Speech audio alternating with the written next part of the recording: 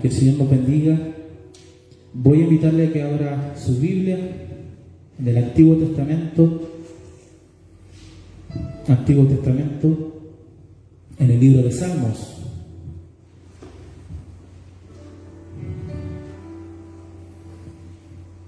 En el libro de Salmos 22, Salmo 22. Vamos a leer la escritura de Salmo 22. Búsquelo con tiempo para que todos podamos leer la palabra del Señor.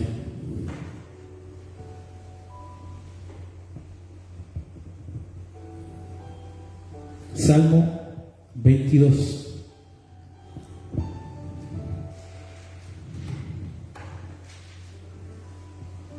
Vamos a leerlo en el nombre del Padre, del Hijo y el Espíritu Santo. El subtítulo dice: un grito de angustia y un canto de alabanza. Dios mío, ¿por qué me has desamparado? ¿Por qué estás tan lejos de mi salvación y de las palabras de mi clamor?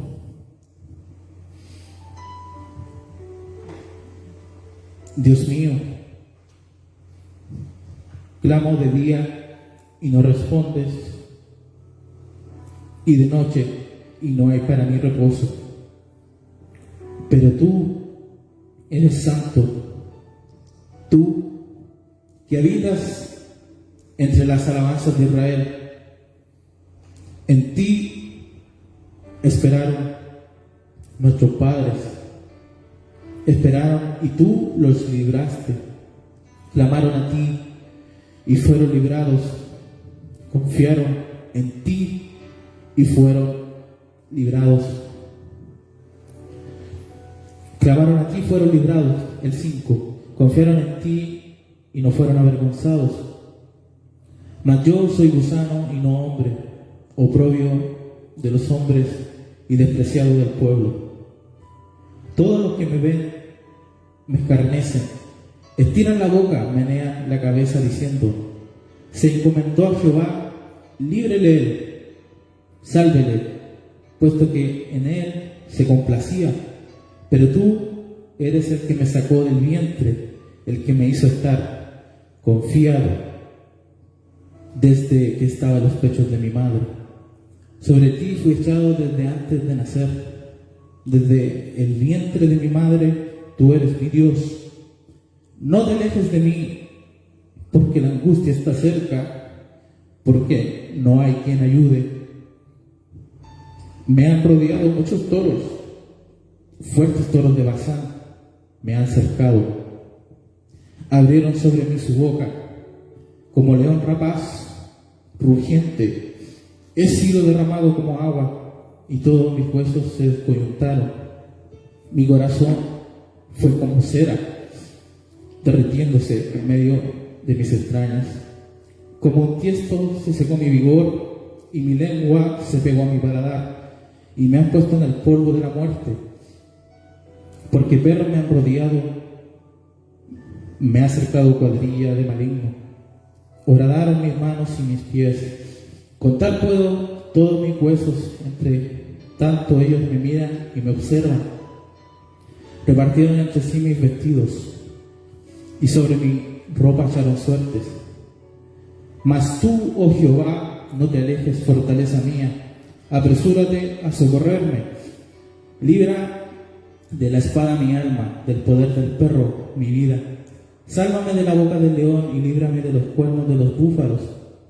Anunciaré tu nombre a mis hermanos. En medio de la congregación te alabaré. Los que teméis a Jehová, alabadle, glorificadle, descendencia toda de Jacob. Y temedle vosotros, descendencia toda de Israel, porque no menospreció ni abominó la aflicción del afligido, ni de él escondió su rostro, sino que cuando clamó a él, le oyó. De ti será mi alabanza en la gran congregación. Mis votos pagaré delante de los que le temen. Comerán los humildes y serán saciados. Alabarán a Jehová los que le buscan. Vivirá vuestro corazón para siempre. Se acordarán y se volverán a Jehová todos los confines de la tierra, y todas las familias de las naciones adorarán delante de ti. Porque de Jehová es el reino, y él regirá las naciones. Comerán y adorarán todos los poderosos de la tierra. Se postrarán delante de él todos los que descienden al polvo, aún en el que no puede conservar la vida su propia alma. La posteridad le servirá. Esto será contado de Jehová hasta la postrera generación. Vendrán y anunciarán su justicia. A pueblo no nacido aún anunciarán que él hizo esto. Amén. Que el Señor nos bendiga. Es tremendo, hermano, leer este salmo. Y la verdad que yo me emociono con los salmos, porque este salmo es tan especial para uno. La palabra de Dios, primeramente, es para el predicador. Cada predicador que se pone a hablar la palabra de Dios, y cuando le toca predicar la palabra de Dios, tiene una responsabilidad tremenda, donde la palabra lo tiene que quebrantar, donde la palabra tiene que hacer vida en el corazón, donde Dios se revela, donde Dios muestra quién es Él, como decía nuestro hermano Antonio en su oportunidad. Dios se revela a través de la Escritura, y es hermoso cuando el Espíritu Santo nos saca las vendas y nos muestra quién realmente es Jesucristo. No sé si usted se dio cuenta, pero al leer este Salmo 22 vimos a Jesucristo. Jesucristo está plasmado en cada uno de los versículos. Y resulta, hermanos, que haciendo un poquito de contexto e introducción, unos 1000 años antes de Cristo, el autor de este salmo escribe inspirado por el Espíritu Santo. Mil años antes, un milenio antes que Jesús pisara el escenario de esta tierra, el rey David, el que llaman el dulce cantor de Israel, el pastorcito de Belén, como dicen muchos, era muy conocido por escribir poesía, era muy conocido por escribir de alguna forma literatura. Y esta literatura, hermano, está plasmada en la palabra de Dios en el libro de los Salmos, la mayoría. Y los salmos tienen una característica que son las emociones del ser humano. Las emociones tanto positivas como negativas. Las emociones negativas son tristeza, nostalgia, amargura, pena. Dios me daba esta palabra y yo meditaba, porque yo sé que hay mucha gente con pena, muchos hermanos cristianos, hijos de Dios, con depresiones, con ansiedades, con preocupación. ¿Qué comeré? ¿Qué vestiré? ¿Qué será de mi familia, de mis hijos? Y no solamente el pueblo cristiano, sino que el mundo en general está pasando por esta prueba tan grande. Y estos momentos difíciles de la vida son procesos complicados que pasamos cada uno de nosotros. No sabemos lo que David está pasando en este momento, pero él escribe, inspirado por el Espíritu Santo, este salmo. Este es un salmo, hermano, precioso. Está considerado por los eruditos bíblicos como el quinto evangelio, según el rey David. ¿Sabe por qué? Porque cuando uno lee este salmo, es como si se hubiera escrito al pie de la cruz, porque relata cada detalle. Es una pintura perfecta de la obra de Jesucristo, a pesar de que en el momento que David escribe este salmo está pasando una prueba tremenda. La Biblia no nos dice qué, pero está en un estado de depresión profundo. David está pasando una experiencia tan amarga en esta ocasión, que solo la Biblia nos dice que él se llegó a sentir solo, solo. ¿Y cuánto nos hemos sentido solos? Cada uno de nosotros. De alguna forma, en alguna ocasión de nuestra vida nos hemos sentido solos. Quizás estamos acompañados con nuestra familia, quizás en nuestras casas, pero nos hemos sentido solos, hermano, en amargura, en profunda tristeza, depresión. Pero a medida que uno va leyendo este salmo y va avanzando, ¿cierto? Va progresando, el lamento de David se vuelve y llega al punto de darse por vencido. Incluso se resigna hasta esperar la muerte. Y yo sé que muchos se han sentido así. Muchos se han sentido abatidos. Muchos han pasado por esta situación similar. Esto se denomina clínicamente como un estado de depresión total. Y la Biblia nos muestra que el gran rey de Israel pasó este proceso. Un proceso muy complicado. Pero también vemos más adelante, a medida que va pasando, va avanzando, ¿cierto? Va progresando el Salmo, vemos que David clama a Dios. A pesar de que David se sentía de que Dios no lo escuchaba, Dios interviene de una manera tan maravillosa. No sabemos cómo lo hizo, pero cuando usted va leyendo el Salmo se va dando cuenta de que va progresando y David deja la angustia, el clamor y empiezan a alabar a Dios. Si usted lee el Salmo más detenidamente, quizás en otra ocasión, léalo en su casa, se va a dar cuenta de que este Salmo se divide en lamento, oración y acción de gracias. La mayoría de los salmos de David hacen o tienen este programa, este bosquejo de gran lamentación por la situación que le estaba pasando. Después una oración pidiéndole al Señor clemencia, ¿cierto? Benevolencia. Y después más adelante una oración o acción de gracias. ¿Y por qué David da gracias? Porque si usted se da cuenta, uno no da gracias cuando no siente nada, uno da gracias porque tuvo una respuesta.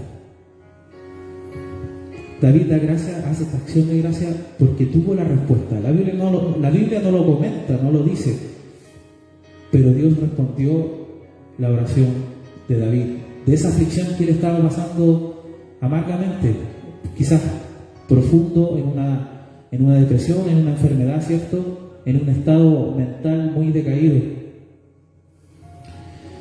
En esta ocasión, David da gracias a Dios de manera tan magnífica que él dice al último del Salmo, ¿cierto? Que lo vamos a ver más adelante. Él dice que todo lo que a él le pasó, todos lo sabrán, todas las naciones del mundo, todo Israel sabrá lo que a él le pasó, su experiencia tan amarga.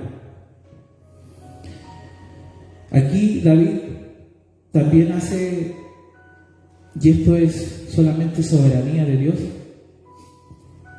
Dios toma la experiencia de David, el Espíritu Santo, que es Dios mismo, ¿cierto? Aprendíamos en la predicación pasada, el Espíritu Santo es Dios, quien inspira a David a escribir, ¿cierto? Al pulso de la pluma de David, lo inspira a escribir este salmo, y proféticamente se escribe lo que pasó ese fin de semana cuando nuestro Señor Jesucristo es colgado, ¿cierto? Es clavado en una cruz. Según la historia dice que lo más indigno para una persona era morir clavado en un palo.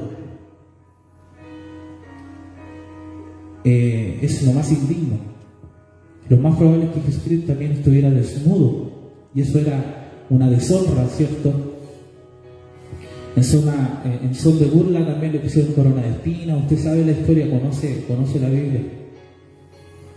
Pero lo impresionante de este salmo es que David, al pulso del Espíritu Santo, empieza a escribir todo lo que nuestro Señor Jesucristo vivió en ese momento. Y usted sabe, no es conocido, es parte del Evangelio. Todo lo que vivió nuestro Señor Jesucristo es y fue por amor a los que estamos aquí, a los que nos están viendo. toda la experiencia catastrófica que se podría decir que vivió nuestro Señor Jesucristo en la cruz fue por amor. Pero también el Salmo termina de una forma, como le comentaba, de acción de gracias, de una forma feliz, de una forma dando gracias a Dios, porque la obra de Jesucristo no solamente terminó allí colgado en un madero cuando Él expiró, sino que la Biblia dice que el tercer día Él se levantó venciendo la muerte, ¿cierto? Y Dios lo vindica, le da la gloria, ¿cierto? Nombre por sobre todo nombre, en donde se inclinará, dice la palabra del Señor, toda rodilla y toda lengua confesará a Dios que Jesucristo es el Rey, para la gloria de Dios Padre. El cristianismo descansa en un evento histórico, que es la resurrección. Si no hubiera habido resurrección, hermanos, el cristianismo no tendría asiento, no tendría base, no tendría cimiento. Hace pocos días conversaba con un hermano que fue a Tierra Santa y me explicaba que en Tierra Santa hay 2 tumbas de Jesucristo. Los arqueólogos encontraron la tumba de Jesucristo según las características de la Biblia, cerca de unos viñedos y de unas tumbas que eran de gran valor, ¿cierto? La Biblia dice que Jesús estuvo en una tumba prestada, ¿cierto? Pero de un hombre que tenía mucho dinero. Y llegaron a esas tumbas. Pero la religión lo que ha hecho ha sido dividir, ¿cierto? Porque eso es lo que hace la religión, divide. Ha dividido, y los musulmanes, ¿cierto? Los católicos y todas las religiones que llegan a ese punto del planeta, la Tierra Santa, van a distintos lugares diciendo de que es la tumba de Cristo. Pero lo impresionante de esto no es la multicultura religiosa, sino que lo impresionante es que esa tumba está vacía, anunciando y pregonando de que nuestro Señor Jesucristo está vivo y resucitó. Y de hecho, pensándolo bien, hermanos, bien profundamente, nosotros deberíamos celebrar cada vez que nos reunimos, porque Él venció la muerte, ¿cierto? Él vivió una vida que nosotros no podíamos vivir, una vida perfecta, lo cual de alguna forma Dios imputa esa justicia de Cristo a nosotros, y nosotros de alguna forma imputamos el pecado a Cristo. Y Cristo muere en una cruz. Y este salmo también anuncia la resurrección de Cristo, y lo vamos a ver bien rapidito. El versículo 1 dice: Dios mío, ¿por qué me has desamparado? Cuando usted lee el Nuevo Testamento, en Mateo 27, se va a encontrar en el versículo 46 con esta siguiente cita: y alrededor de la hora novena Jesús exclamó a gran voz diciendo: Elí, Elí, lama sabactani. Esto quiere decir: Dios mío, ¿por qué me has abandonado? Lo sabemos de memoria quizás. Pero en el Salmo 22, 1000 años antes, el Espíritu Santo toma a David y le hace escribir estas mismas palabras. En el madero se anunciaron estas palabras, pero el primero que las dijo fue David, porque estaba pasando una situación, ¿cierto?, problemática, de angustia. ¿Por qué estás tan lejos de mi salvación y de las palabras de mi clamor? Versículo 2: Dios mío, clamo de día y no respondes, y de noche y no hay para mí reposo. ¿Cuántas veces nos hemos sentido así, ansiosos, que no tenemos esa solaz, no tenemos esa paz que viene de Dios? En el libro de los Efesios, la palabra de Dios dice que si nosotros meditamos en su palabra, Dios guardará nuestros corazones en paz, dice. Dios da la paz como el mundo no la puede dar. Y esa paz interior hoy en día está necesaria. La gente está atribulada, está ansiosa, está preocupada, sobre todo por esta pandemia, ¿cierto? que incluso muchos han sacado los ojos de Cristo, han puesto sus ojos quizás en el gobierno, quizás en los bonos, quizás en la vacuna, pero sacaron sus ojos de Cristo. Y vamos a ver más adelante cómo David nos enseña a nosotros que aún estando en esa depresión tan profunda, Él nos sacó los ojos de su Redentor. El versículo 3 dice: pero tú eres santo, tú que habitas entre las alabanzas de Israel. En ti esperaron nuestros padres, esperaron y tú los libraste. Clamaron a ti y fueron librados, confiaron en ti y no fueron avergonzados. Sabemos que David está enfrentando un problema tremendo, hermano, tremendo. Y está tan fuerte, está tan deprimido, que él dice: voy a orar a este Dios santo, a este Dios de mis antepasados, nuestros padres.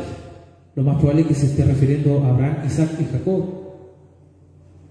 el Dios judío, el Dios de los hebreos. Tú los libraste. Pero lo más probable también es que David se sintiera, como dice Isaías, que cuando uno no tiene respuesta a Dios está tan afligido, está tan centrado en sí mismo, que cuando uno está orando siente que tiene un techo de bronce, dice Isaías, que usted clama y la voz llega hasta ahí nomás, y uno dice: Dios no me escucha, Dios no está conmigo, Dios me ha dejado solo. Yo creo que muchos nos hemos sentido de esa manera. Y sabe que quiero mencionarle esto, lo siguiente: Dios muchas veces permite esto, como que Dios se esconde un poquito de nosotros para ver si nosotros lo amamos, lo anhelamos, y si en esa angustia profunda lo buscamos de todo corazón. Y eso es lo que pasa, lo que le decía recién: muchas personas cuando están en la angustia no buscan a Dios, no buscan a Cristo, no se refugian en su palabra, como decía nuestro hermano. En estos tiempos tan complicados, ¿qué podemos hacer como cristianos? Buscar más de su rostro, ¿cierto? Buscar su voluntad, estudiar la palabra del Señor, que el Señor permita que nos hable y nos revele, no tanto el conocimiento en sí, sino que esa revelación que nutre nuestra alma, nuestro espíritu, y podamos crecer en madurez, ¿cierto? Cuando vienen tiempos difíciles al ser humano, sentimos muchas veces como que la presencia de Dios se va. Nosotros sentimos que Dios nos ha dejado. Pero déjeme decirle que eso no es así. Porque la Biblia dice, y hay una promesa hermosa para los hijos de Dios, que dice: nunca te abandonaré, te desampararé, siempre estaré contigo. Nuestro Señor Jesucristo, antes de ascender, dice: siempre estaré con ustedes hasta el fin de los días, por intermedio de la persona del Espíritu Santo. Nosotros, cuando estamos en aflicción, nos centramos tanto en nuestra vida, en nuestros problemas, que no vemos a Dios ahí. Y muchas veces nos sentimos así, tan abatidos, tan humillados, ¿cierto? Pero más adelante el Salmo anuncia que David fue librado de esto. Mire lo que dice el versículo 6: mas yo soy gusano y no hombre, oprobio de los hombres y despreciado del pueblo. ¿Usted puede ver a Cristo aquí? La Biblia dice en los evangelios que cuando Jesús estaba colgado, la gente se burlaba de él, lo tentaban, le decían: mira, a otro salvó, ¿por qué no se salva a sí mismo? No hace algo por él, ¿cierto? Yo creo que las huestes demoníacas estaban: vamos a matar al Hijo de Dios, va a morir. Y Satanás, de alguna forma, ese plan, ¿cierto?, que entró Judas para poder entregar a Cristo, pensaban que iban a, como se dice, a cantar victoria. Pero sabemos que Dios tiene poder sobre la muerte. Que David, y muchas veces nosotros perdemos esa interacción con Dios, esa comunión. David empezó a perder la autoestima. Mire lo que dice el 6, mas yo soy gusano. ¿Qué es lo que es un gusano? Anda en la tierra, en lugares que son de difícil acceso, ¿cierto? Humillado. El 7 dice, todos los que me ven me escarnecen, estiran la boca, menean la cabeza diciendo, se encomendó a Jehová, líbrele él, sálvele, puesto que en él se complacía. Se dan cuenta que esto proféticamente está hablando de Jesucristo. Pero tú eres el que me sacó del vientre, el que me hizo estar confiado desde que estaba en los pechos de mi madre. Sobre ti fue echado antes de nacer, desde el vientre de mi madre, tú eres mi Dios. Esto, hermano, es sorprendente. Cada vez que nace un bebé y lo sacan, ¿cierto? Lo ponen en el regazo, en el pecho de la madre. Y acá David dice que fue echado desde antes de nacer, obviamente refiriéndose a Dios. Y esto es tremendo, porque desde antes de nacer, ¿cierto? Tú eres mi Dios, dice David. No te alejes de mí porque la angustia está cerca, porque no hay quien ayude. En ese momento Cristo colgado en la cruz, nadie lo iba a ayudar. Imagínense, tremendos soldados, el imperio romano, los judíos, ¿cierto? Los fariseos del frente riéndose, la gente mofándose. Nadie lo ayudaba.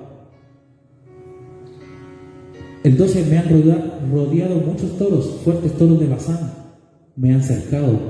No sé si usted ha visto a los toros cuando están a punto de avasallar, de atacar a la gente. Abrieron sobre mí su boca como león rapaz y rugiente. He sido derramado como agua, y todos mis huesos se descoyuntaron. Mi corazón fue como cera, derritiéndose en medio de mis entrañas. La muerte clínica de Jesucristo, mis hermanos, y esto yo lo averigüé, es lo más probable que a Jesucristo, cuando lo colgaron en la cruz y le clavaron sus manos y la cruz la levantaban, y para caer en esa zanja, en ese hoyo que había en la tierra,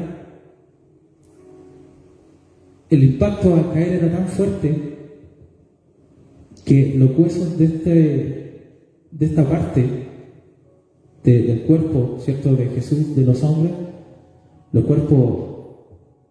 huesos se salían de su lugar. Era tan fuerte el impacto que tuvo que tener nuestro Señor, que aquí lo dice, y todos mis huesos se descoyuntaron. Imagínense, David 1000 años antes escribiendo al pie de la letra lo que Jesucristo estaba viviendo en la cruz. Mi corazón fue como cera.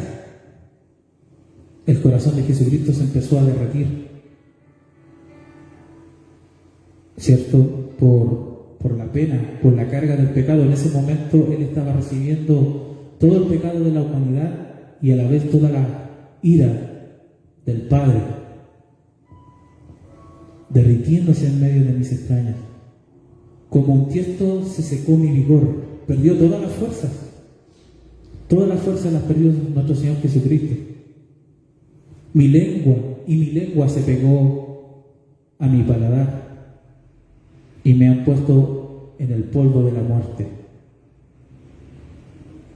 Sabemos que esa frase, mi lengua se pegó al paladar, es anunciando la sed que tuvo nuestro Señor. Eso está también en los evangelios. Nuestro Señor Jesús tuvo sed y los soldados, seguramente en son de burla, le dieron vinagre. Si hay algo bastante extraño, es que una persona, cuando quiere beber agua, ¿cierto?, desea obviamente el agua, lo que le va a saciar, y en son de burla le dieron vinagre. Y esa palabra vinagre en el griego significa anestesia. Jesucristo no quiso beber el vinagre, no quiso anestesiarse por nosotros. por el pecado que llevaba encima. El 16, porque perros me han rodeado, me han aceptado cuadrilla de malignos, horadaron mis manos y mis pies. Horadaron es una palabra que significa hacer orificios. Y esto es tremendo, hermano. Cuando leemos este salmo, David escribiendo la crucifixión de nuestro Salvador. Porque lo más probable es que David obviamente estuviera en esta aflicción tan profunda, pero él quizás no tuvo esa vivencia de ser horadado, sino que el Espíritu lo impulsa a escribir esto. 17, contar puedo todos mis huesos, entre tanto ellos me miran y me observan. Esto también es objeto de profecía. Jesucristo colgado, dicen los historiadores que como era día de reposo, ¿cierto? Y los cuerpos no tenían que quedar colgados en la cruz al otro día. Y pasaban muchas horas donde los crucificados no morían. Le quebraban los huesos de las piernas. Y al quebrarle los huesos de las piernas, toda la parte del tórax bajaba por el peso y eso producía una asfixia profunda. Clínicamente eso sería como un paro cardíaco. Y cuando van, muchas veces te lo muestran en las películas, cuando va el soldado a romperle o a verificar para romper las piernas de Jesucristo, se da cuenta de que él ya estaba muerto. Y David escribe, contar puedo todos mis huesos, entre tanto ellos me miran y me observan. Porque Jesucristo, cumpliendo la profecía al pie de la letra, no le rompe ningún hueso. Repartieron entre sí mis vestidos y sobre mi ropa echaron suertes. Todo esto es profético. De aquí en el 19, mis hermanos, cambia rotundamente el salmo y se convierte en una oración de intercesión. Dice, mas tú, Jehová, no te alejes, fortaleza mía, apresúrate a socorrerme, libra de la espada mi alma, del poder del perro mi vida, sálvame de la boca del león y líbrame de los cuernos de los búfalos. Anunciaré tu nombre a mis hermanos en medio de la congregación, te alabaré. Después de estar en una depresión profunda, están estas palabras de oración de intercesión. Mas tú, Jehová, no te alejes, fortaleza mía, apresúrate a socorrerme. Anunciaré tu nombre a mis hermanos. ¿Qué es anunciar? Nuestra mente, ¿a qué va cuando leemos el versículo 22? A predicar, ¿cierto? Anunciar el Evangelio. Anunciar que Jesucristo murió, pero resucitó.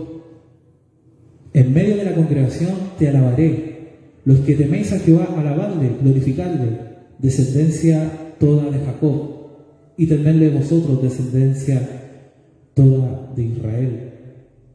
Porque no menospreció ni abominó la aflicción del afligido, ni de él escondió su rostro, sino que cuando clamó a él, le oyó.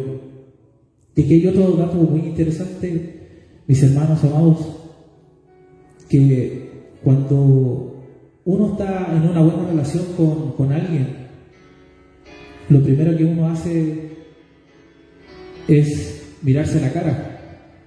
Si yo amo a mis hermanos, los miro a la cara, los saludo, ¿cierto? Yo pensaba en esta analogía cuando el padre ve a su hijo a distancia. A mí me pasa con mi hijo Simón. De repente él me ve a distancia y él corre a abrazarme. Por ejemplo, cuando llego del trabajo.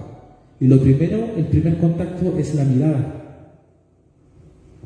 Pero en ese momento el Hijo de Dios, cuando está colgado en la cruz, con los pecados, ¿cierto?, recibiendo toda la ira de Dios,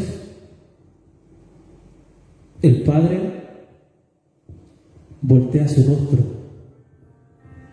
Y es por eso que Jesús pronuncia las palabras del versículo 1. El versículo 1. Dios mío, ¿por qué me has desamparado?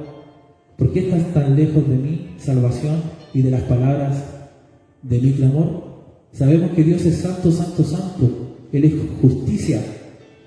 Y Él no puede mirar el pecado. Y en ese momento Jesucristo siente todo el peso del pecado de la humanidad y proclama estas palabras. El 24, en contraste, dice: porque no menospreció ni abominó la aflicción del afligido, ni de él escondió su rostro. Cuando usted tiene una buena relación con alguien, nunca va a esconder su rostro. Siempre lo va a mirar de frente. Y cuando usted tiene un problema con alguien, ¿cierto? Usted se va a dar cuenta de que usted va por la calle y muchas veces la persona, ¿qué es lo que hace? No le da la mirada, voltea el rostro. ¿Por qué? Porque eso identifica de que hay una mala relación, hay un conflicto ahí. Entonces, el pueblo de Israel en los salmos, siempre cuando ellos alababan al Señor, decían que no escondiera el rostro hacia ellos. De ti será mi alabanza en la congregación, mis votos pagaré delante de los que temen. Comerán los humildes y serán saciados, alabarán a Jehová los que buscan, vivirá vuestro corazón para siempre. Este vivir del corazón para siempre es la vida eterna. Todos los que hemos creído en nuestro Señor Jesucristo tenemos vida eterna, no vida temporal, vida eterna. Vivirá vuestro corazón para siempre. Versículo 27, y se acordarán y se volverán a Jehová todos los confines de la tierra, y toda la familia de las naciones adorarán delante de ti. Porque de Jehová es el reino, y él regirá las naciones. ¿Se da cuenta, hermanos, que cuando empieza el Salmo es muy nostálgico, es muy abrumador? Pero ya vamos en el versículo 28 y vemos la alegría de David escribiendo esto. Y esto significa que cada situación de su vida, Dios la va a voltear y le va a dar una salida. Porque de Jehová es el reino, versículo 28, y él regirá a las naciones. Comerán y adorarán todos los poderosos de la tierra, se postrarán delante de él todos los que descienden al polvo. Aún el que no puede conservar la vida a su propia alma. Todos los muertos, Apocalipsis 20:11 dice, en el juicio del gran trono blanco, donde Dios juzga al mundo y lee los libros, el libro de la vida, el libro de las obras, y dice ahí textual: el que no se halló inscrito en el libro de la vida fue lanzado al lago de fuego, donde estaba la bestia, el falso profeta, condenación eterna. Todos en sus momentos tendrán que postrarse delante de Dios, ya sea en un sentido de adoración, como lo hacemos nosotros, sus hijos, o reconocer, ¿cierto? Como dice la palabra de Dios, que verán al traspasado. Versículo 29: comerán y adorarán todos los poderosos de la tierra y se postrarán delante de él todos los que descienden al polvo, y aún el que no puede conservar la vida a su propia alma. Nosotros no tenemos control de nuestra vida, no sabemos cuándo vamos a morir. La posteridad le servirá. Esto será contado de Jehová hasta la postrera generación. Han pasado 3000 años desde que David escribió este salmo y todavía se habla del crucificado, todavía se habla de Jesucristo. Desde la hora de Cristo han pasado aproximadamente 2000 años y todavía se predica el Evangelio. ¿Por qué? Porque el Evangelio es eterno. El Evangelio no tiene un contenido humanista. El Evangelio no es una religión. El Evangelio no es venir y congregarse. El Evangelio es una relación sólida, viva, eficaz. Es una comunión con nuestro Señor, con nuestro Dios Trino. La posteridad le servirá, y esto será contado a Jehová hasta la postera generación. 31. Vendrán y anunciarán su justicia. A pueblo no nacido aún anunciará que él hizo esto. En el momento que David escribe esto, ¿cuál era el pueblo no nacido? Las generaciones no nacidas en ese momento. nosotros, la iglesia. Y podemos ver, hermanos, que este salmo concluye anunciando el Evangelio, anunciando la justicia de Dios, anunciando la venida de Cristo, que llegará el momento donde Jesucristo reinará para siempre. No habrá más hambre, como dice Apocalipsis, dolor ni llanto. Y esta palabra, hermanos, es para ti. Hay hermanos que están sufriendo, como les decía al principio. Yo le invito que pueda leer y releer este salmo, medite en la palabra del Señor, pídale al Señor revelación y el Señor le hablará por su palabra, llenará su corazón, quebrantará las ligaduras, sanará a los enfermos. La palabra tiene poder para sanar enfermos. Como hacíamos la oración hace poco, hay muchos necesitados, hay mucha gente que necesita del Señor. Y también hay gente que no conoce al Señor. Y déjeme decirle que, así como el Salmo decía que Dios no puede mirar al pecado, Dios a la persona que no es su hijo no lo está mirando, tiene la vista volteada. Y eso es preocupante. Todos los que somos hijos de Dios, Dios nos mira, Dios mira nuestro camino, Dios nos observa, nos cuida. Él anda con nosotros donde vayamos. Cuando nos portamos mal nos reprende, nos ordena, nos disciplina.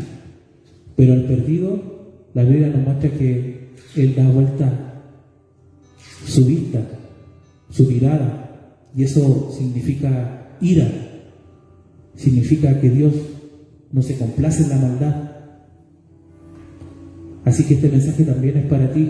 Si hay alguien que me está escuchando que no ha recibido a Jesucristo, que no ha recibido a Jesucristo, que no ha creído en el Evangelio, que no se ha arrepentido de sus pecados, nuestra oración, nuestro anuncio es: reconoce al Señor Jesucristo, que el Señor te pueda conceder el arrepentimiento de tus pecados, te pueda conceder esa fe que es un don del cielo, para que puedas recibir este don, el don de la vida eterna. Y cuando tú recibas a Cristo, serás el hombre más feliz, la mujer más feliz, porque con Cristo podemos pasar muchas dificultades, podemos enfermarnos, incluso pueden pasar muchas cosas, pero las pruebas las pasamos en la mano del Padre, en la mano del Hijo. Debe ser tremendo en este tiempo de pandemia cuando la gente pierde sus familiares sin Cristo, esa angustia que ellos sienten. Y la Biblia a nosotros nos enseña que el Hijo de Dios, que parte de este mundo, se reúne en el reino de los cielos. Al instante va al paraíso, en el momento que muere un cristiano. Medita en esta palabra, medita en esta oración que hizo David en el Salmo 22, un salmo mesiánico que habla de los sufrimientos, los dolores y el padecimiento, el estado de humillación de nuestro Mesías. Yo te invito con todo mi corazón de que pueda esta palabra servir en tu corazón, que pueda sanarte, que pueda librarte. Y la palabra, hermanos, tiene poder para hacer muchas cosas, para sanar. No sé por qué Dios, esta semana Dios ponía en mi corazón esta palabra. Hay mucha gente triste. Y disculpe que sea majadero, repetitivo, pero la palabra puede sacar esa tristeza, puede sacar esa amargura, puede sanarnos y librarnos. Así que, mis hermanos, este es el mensaje que el Señor me ha dado. Le pido al Señor que también pueda bendecir su vida, la vida de los que han escuchado, y vamos a orar dando gracias por este mensaje.